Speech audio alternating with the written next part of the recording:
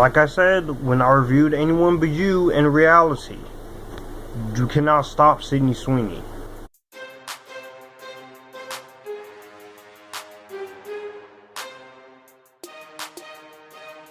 What's up, everyone? Welcome back to the channel. My name is Joshua. Welcome back to Epitaphs of Joshua, where I talk movies, TV, anime, and music on a few occasions.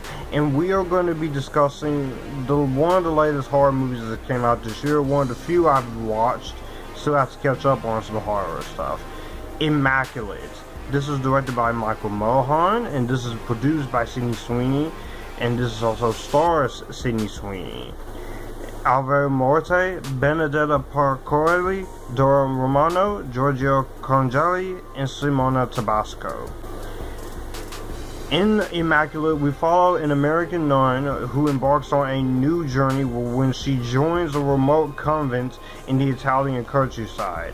However, her warm welcome quickly turns into a living nightmare when she discovers her new home harbors a sinister secret and unspeakable horrors. Immaculate, I had no idea what the hell this movie was. I wasn't even really looking for this on my radar until I started hearing people talk about it. And then I was hearing stories about how Sydney Sweeney, she first got a hold of the script when she was younger in 2014, 10 years ago, and it fell out into development hell into production, and so she held on to the script until she was a bigger name. And then when Euphoria and stuff came along, she purchased the rights to the screenplay and got her collaborator Michael Mohan to direct.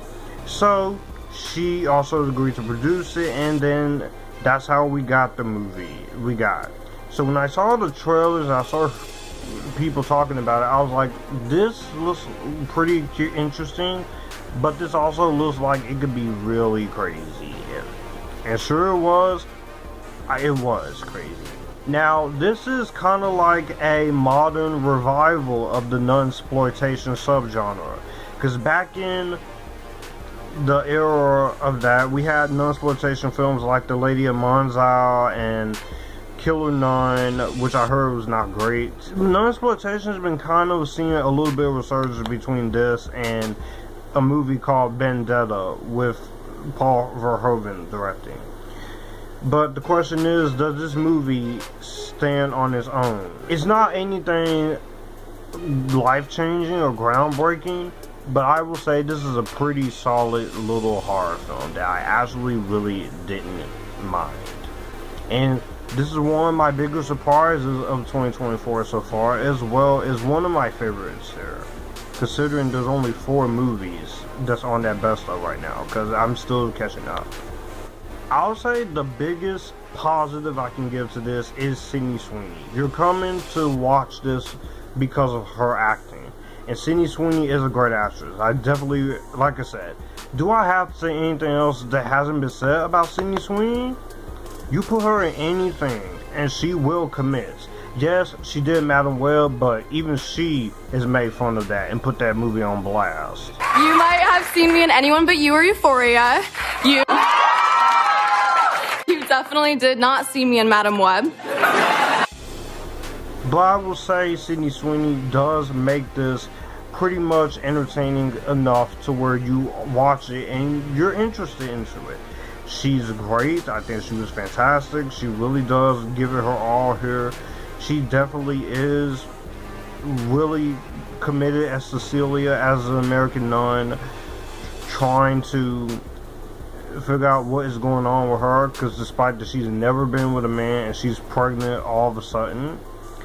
And you can see why she's so passionate about this. And obviously she makes one beautiful nun. Yes, definitely. Great. Absolutely. But her performance, I think, is actually really strong in this. The rest of the supporting cast here, I haven't seen them in anything else, so this is my first time actually seeing these guys and other things, but they all do pretty good for what they are given here.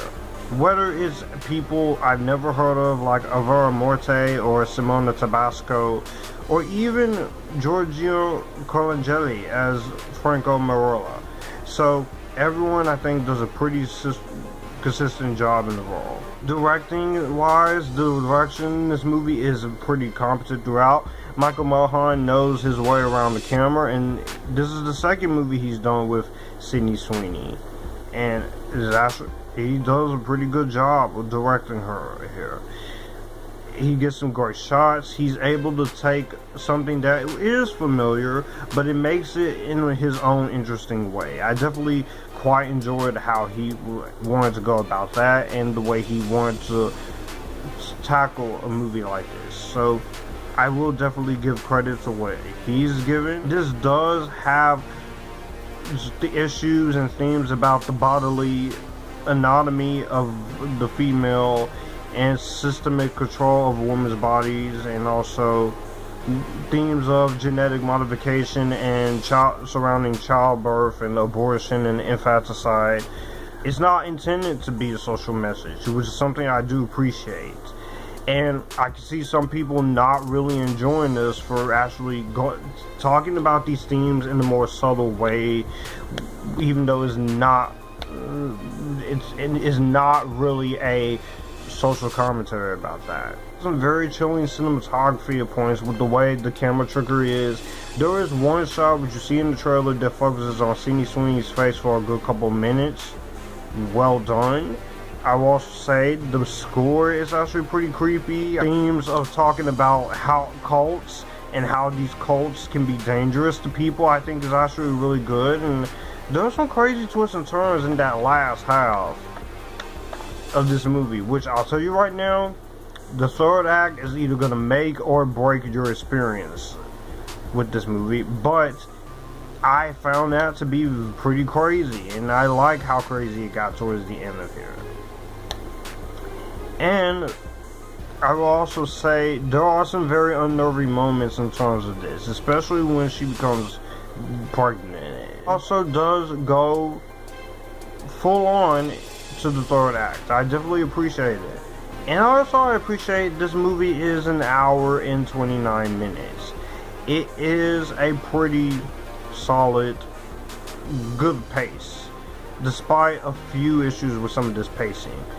It is Italian language though in a few spots, but that's because it was shot in Rome. But I actually really appreciate that about the film.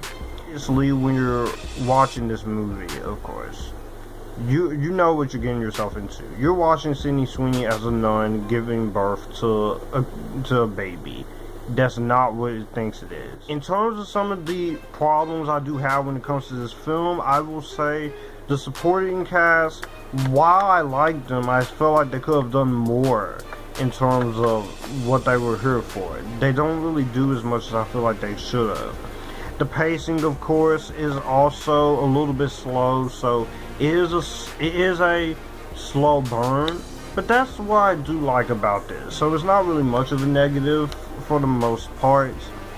And I will say the ending and this whole movie in general, as I say, is not going to be for everybody.